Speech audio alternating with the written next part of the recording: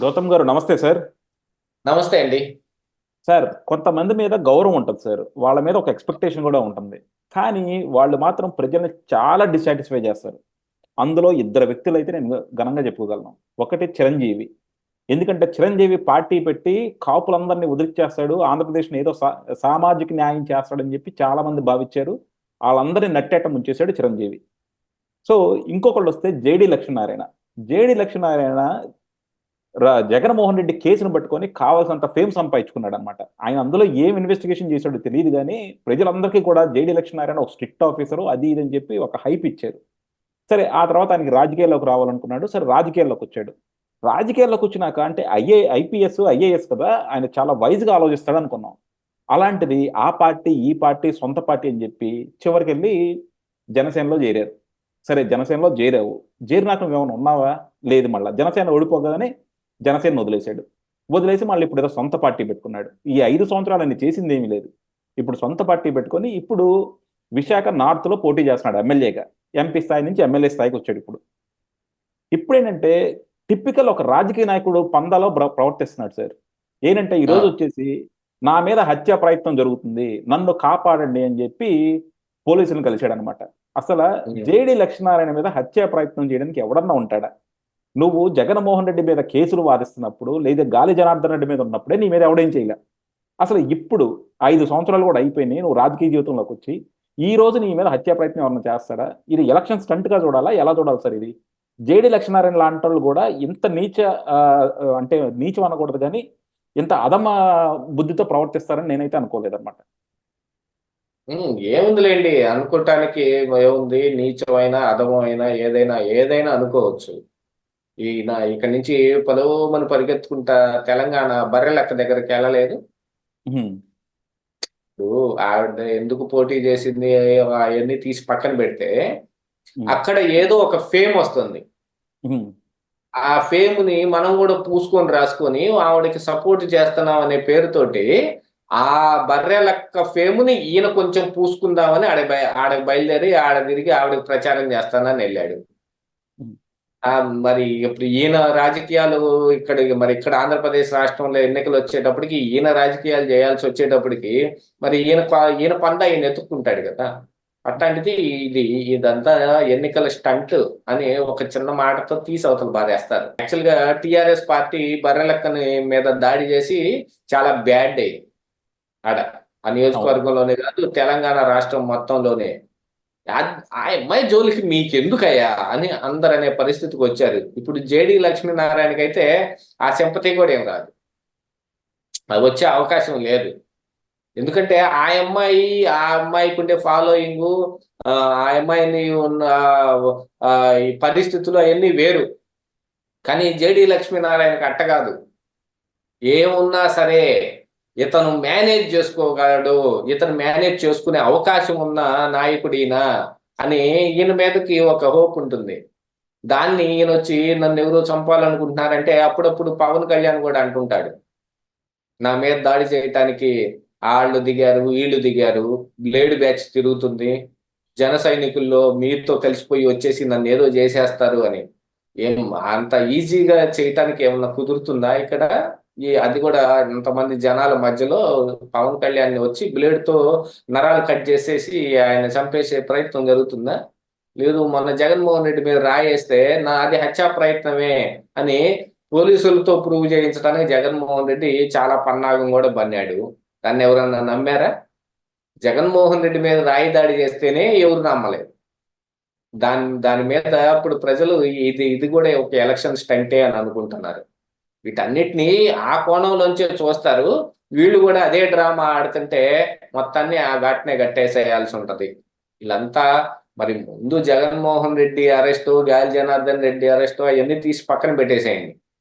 ఎందుకంటే అది ప్రొఫెషనల్‌గా ఉంటుంది. ఏదైనా జేసేదుంటే వాళ్ళప్పుడే జేసేస్తారు. ఇప్పటిదాకా ఆగరు. పోనీ ఈయన పాలిటిక్స్‌లోకొచ్చిన తరువాత మరి 2019 ఎన్నికలప్పుడు ఈయన మీద దాడి జరగలేదు ఎందుకని? అప్పుడు ఈయనదేముందిలే అని అనుకున్నారా ఎవరన్నా? ఇట్లా ఏమి ఉండదు గదా! కానీ 2019 నుంచి 24 దాకా ఈయన చేసిన పనులు ఒకసారి చూడండి మీరు. ఆల్‌మోస్ట్ ఆల్ జగన్మోహన్ రెడ్డిని సపోర్ట్ చేసినట్టు మాట్లాడేవాళ్ళు ఈళ్ళు సోషల్ మీడియాలో. అదే కాదు సార్, ఈరోజు షర్మిల గారు జగన్మోహన్ రెడ్డే మా నాన్నని కేసులో ఇంప్లీట్ చేశారు, ఆ పొన్నవాళ్ళ సుధాకర్ రెడ్డి ద్వారా కేసు ఏం చేయరు అని చెప్తే అది కా అది కాదు అన్నట్టు కూడా ఈయన సమాధానం చెప్పాడు అనమాట.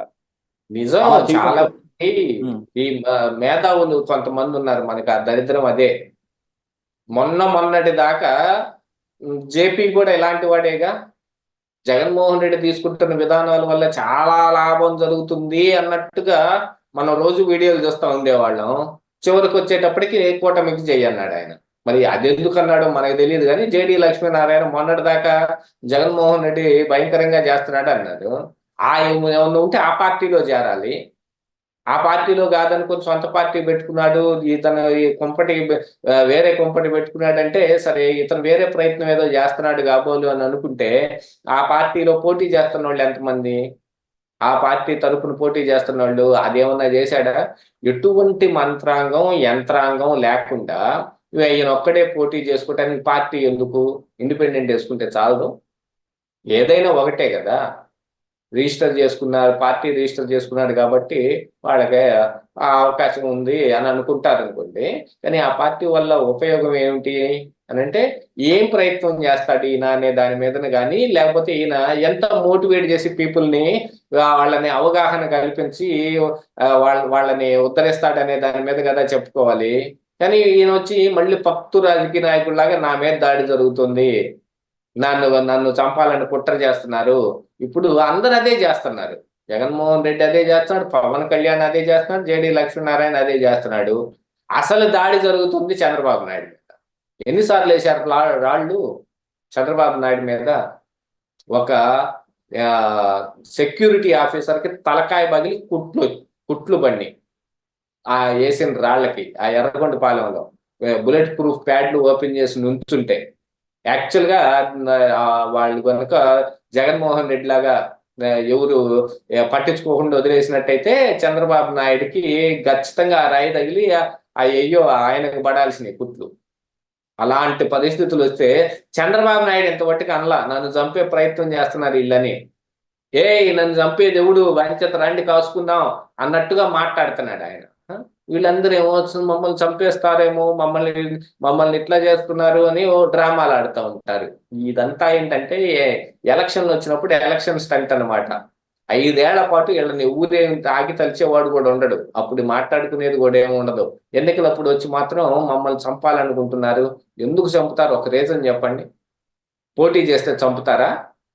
మీరు పోటీ చేసిన తర్వాత దగ్గర ఎంతమంది పోటీ చేశారు? ఎంతమంది మీరు అప్లికేషన్ ఇచ్చారు కదా, వైజాగ్ నార్త్ కదా, వైజాగ్ నార్త్ కి అప్లికేషన్ ఇచ్చారుగా. మరి 46 మంది ఇచ్చారు ఇంకా అక్కడ అప్లికేషన్ ఈయనతో పాటు. మిగతా వాళ్ళ మీద ఊరి మీద దాడి జరగట్లేదు ఎందుకని? జేడీ మీద ఒక్కడి మీద ఎందుకు దాడి జరుగుద్ది? ఎందుకు జరుగుద్ది అని అంటే అట్నే జరుగుద్ది. మరి అలాంటి ఇవన్నీ వాళ్ళు మాట్లాడితే, ఇంకా ఓపెన్ గా మాట్లాడితే ఇంతకు మించి కొంచెం ఎంబరాసింగ్ గా ఉంటుంది. మరొక వ్యక్తి పోటీ చేసే ఒక వ్యక్తిని కించపరచడం ఎందుకు అని మాట్లాడకుండా ఉండటమే గాని, ఇలాంటి డ్రామాలు చేస్తే గ్యారంటీగా మాట్లాడాల్సిన పరిస్థితులు మాత్రం వస్తాయి. అది ఒకసారి గుర్తుపెట్టుకొని, ఇంకా ప్రజలు పాతకాలంలో ఉన్నారని మాత్రం అనుకోకండి.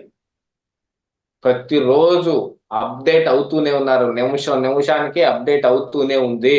ఆ విషయం మాత్రం పక్కాగా గుర్తు పెట్టుకుంటే దానికి తగ్గట్టుగా మనం వేరే ఏదైనా ప్లాన్ వేసుకోవచ్చు. జగన్మోహన్ రెడ్డి 2019లో కొత్తగా సోషల్ మీడియాలో కట్ అండ్ పేస్ట్ వీడియోలు, మార్ఫింగ్ వీడియోలు అన్ని చేశాడు. అది 24కి ఇప్పుడు వచ్చి చేస్తుంటే చూడండి, హాస్యాస్పదంగానూ వాళ్ళని ఏహ్య భావంతో చూడటం మొదలు పెట్టారు. ఇది ఎప్పుడో కన్నాంబ కాలం నాటి ఐడియా. నన్ను చంపుతారు, నా కోసం వాళ్ళు తిరుగుతున్నారు, నా కోసం వీళ్ళు తిరుగుతున్నారు, వీళ్ళందరూ కలిసి నా మీద దాడికి వస్తున్నారు అని అంటే, ఎన్నికలప్పుడు ఎందుకు, వీడప్పుడు ఊరకనే తిరుగుతావు కదా, అవును. అప్పుడే చేసి ఉండేవాడు. ఇప్పుడు ఎన్నికలప్పుడు చేస్తే ఇంకా ఇబ్బంది వాళ్ళకి. ఎందుకంటే వ్యవస్థను వాళ్ళు మేనేజ్ చేయడం కొంచెం కష్టం. చూడండి, మరి జగన్మోహన్ రెడ్డి మీద రాయి దాడి జరిగిన దానికి విజయవాడ సిపి బదలాయింపు జరగలేదు. వాళ్ళకి కొంచెం కష్టం చేసే వాళ్ళకి కూడా, పోలీసుల నుంచి కానీ లేకపోతే, ఎందుకంటే మొత్తం ఎలక్షన్ కమిషన్ చేతిలో ఉంటది కాబట్టి. అవన్నీ ఒకసారి దృష్టిలో పెట్టుకుని కొత్త ఐడియా వేయండి, పాత కన్నాంబ కాలం నాటి ఐడియాలు కాకుండా. అసలు జేడీ లక్ష్మీనారాయణ గారిని దాడి చేయాలని ఎవరు అనుకుంటారు సార్? ఇప్పుడు నువ్వు తెలుగుదేశంలో ఉన్నావా, వైఎస్ఆర్సీపీలో ఉన్నావా, ఎందులో ఉన్నావు? నువ్వు ఏదైనా పొటెన్షియల్ అభ్యర్థివి, లేకపోతే నువ్వు ఎవరికైనా థ్రెట్ అనుకుంటే దాడి చేస్తారని అనుకుందాం. అలాగే అనుకున్నప్పుడు అసలు ఎంతమంది అభ్యర్థుల మీద దాడి చేయాలి? మా మీద కూడా చేయాలి మరి, అదే మేము కూడా నామినేట్. అవును. కనీసం మీలాంటి వాళ్ళు ఏంటంటే మీకు పార్టీ అండలేదు కాబట్టి ఇది ఈజీగా దాడి చేయొచ్చు. ఒకవేళ నిజంగా దాడి చేయొచ్చు. దాంతో పాటుగా ఏంటంటే మేము అనునిత్యం 5 సంవత్సరాల పాటు అధికారంలో ఉన్న వారి మీద పోరాటం చేశాం. పోరాడారు. అవును. వాళ్ళకి ఇంకా వాళ్ళకి వెన్నతో పెట్టిన విద్య దాడులు చేయటం. అవును. మా నాన్న మీద ఆల్రెడీ 3 సార్లు చేశారు. తర్వాత పోలీస్ కేసులకు వచ్చారు. మరి జేడీ లక్ష్మీనారాయణ మీద పోలీస్ కేసులు ఎందుకు అవ్వలేదు చెప్పండి? ఎఫ్ఐఆర్లు ఎందుకు పెట్టలేదు? మొన్న అంటే ఏదో తీసేయండి, మొన్న జరిగింది. ఆ ముందంతా ఎందుకు రాలేదు? అదే ఆ ముందంతా ఆయన మీద దాడి ఎందుకు జరగలేదు? మా నాన్నని డయాలసిస్ కు వెళ్తుంటే ఒక లారీ తోటి తీసుకెళ్లి కారును గుద్ది ఆ తర్వాత కూడా వదలకుండా దాన్ని నెట్టుకుంటాను పోయాడు. 2 రౌండ్ ఇట్లా తిరిగింది. అయినా ఆయన అందులోంచి బయటపడ్డాడు. తర్వాత మీకు తెలిసిందేననుకోండి ఆయన ఎలాగా జరిగింది అనేది. కాకపోతే దాడి జరిగిందిగా ఆ రోజు, నిజంగానే చచ్చిపోవాల్సిన పరిస్థితి. దాడి అంటే అలా ఉంటది. పోయి ఈ మీటింగుల్లో చెప్పుకునేటట్టుగానో లేకపోతే పోలీసుల దగ్గరికి వెళ్ళి కంప్లైంట్లు పెట్టుకునేటట్టుగా ఉండదు. విజయవాడలో మా నాన్నయ్య ఆటో పెట్టి గుద్దితే తుంటిలో బాల్ ఇరిగిపోయింది. దాడి అంటే అలా ఉంటది. లారీతో కారును గుద్దితే కారు నుజ్జు అయిపోయింది. దాడి అంటే అలా ఉంటది. దాడి అంటే పవన్ కళ్యాణ్ చెప్పినట్టు నన్ను బ్లేడ్తో కోసి చంపాలనుకుంటున్నారు అని జనాల ముందు చెప్పుకున్నట్టు. ఎందుకు? ఈయన ఈజీగా దొరుకుతాడు. అట్లాగే దొరికాడు. ఒకసారి కాలు ఎరగొట్టుకున్నాడు, ఓసారి చావు తప్పి కన్నులు అట్టబోయినట్టు కారులో నుంచి కారుని ఆ డోర్ని అందరూ కలిసి పీకేసి ఈయన బయటకు తీయాల్సి వచ్చింది. ఏది? నేషనల్ హైవే మీద. అదే ఆ దాడి అలా ఉంటది. ఆ రోజు ఇంకా మిగలలేదు అనుకున్నాం మేము ఆ విషయం తెలియగానే. కానీ లక్కీగా బయటపడ్డాడు. వాటిని దాడి అంటారు. ఇలాగ ఎన్నికలు వచ్చినప్పుడు జరిగే దాడి కానే కాదు. ఇదంతా ఊరక ఎలక్షన్ స్టంట్ అనమాట. డెఫినెట్ గా సార్. ఎందుకంటే అది బేసిక్ గా జేడీ గారి నుంచి మాత్రం అసలు ఇలాంటి ఎక్స్పెక్ట్ చేయలేదు. ఆయన కూడా టిపికల్ పొలిటీషియన్ లా ప్రవర్తించడం మాత్రం చాలా మందిని డిసప్పాయింట్ చేస్తుంది. Thank you. Yes, typical politician అనకండి, ఈజ్ అన్ అమ్మెచ్యూర్ పొలిటీషియన్ అని చెప్పాలి. ఈ మాట మాట్లాడేవాడిని. నీ పవన్ కళ్యాణ్ అయినా సరే, ఈ జేడీ లక్ష్మీనారాయణ అయినా సరే, నేను ఇంకా ఇమ్మెచ్యూర్ పొలిటీషియన్స్ అనే అంటాను. ఎందుకంటే ఎప్పుడు ఏ మాట మాట్లాడాలో కూడా తెలియని వ్యక్తులు వీళ్ళందరూ. నన్ను పవన్ కళ్యాణ్ అలా చెప్పాడు అనుకోండి, ఎక్కడో ఒక మేనియా పుట్టి జన సైనికులతోటి ఒక ఉధృతం ఒకటి బయలుదేరితే ఇక చూడండి ఈ రాష్ట్రంలో వాళ్ళందరూ ఏం చేయటం మొదలు పెడతారు. ఉదాహరణ కత్తి మహేషే కదా. కత్తి మహేష్ ను, శ్రీరెడ్డిను ఎలా వెంటాడారు చూడండి. వేట ఏది వేట కుక్కలు గనక వేట కోసం బయలుదేరితే అలాగ వేటాడారు. అలాంటిది పరిస్థితి మళ్ళీ వచ్చిందంటే దానికి బాధ్యత పవన్ కళ్యాణ్ కాదా? అందుకని చెప్పేటప్పుడు కూడా, ఏదైనా ఒక మాట చెప్పేటప్పుడు కూడా జాగ్రత్తగా చెప్పాల్సిన అవసరం ఉంటది. ఏది? ఒక మాస్ హిస్టీరియా పుట్టించకుండా ఉండటం కోసం. కాకపోతే అందులో నుంచి లబ్ధి పొందుదాం అని అనుకుంటారు కాబట్టి వాళ్ళు చెప్తారు. అది వాళ్ళందరినీ ఇమ్మెచ్యూర్ పొలిటీషియన్స్ అనే అంటా నేను. Okay. Thank you sir. Thank you very much.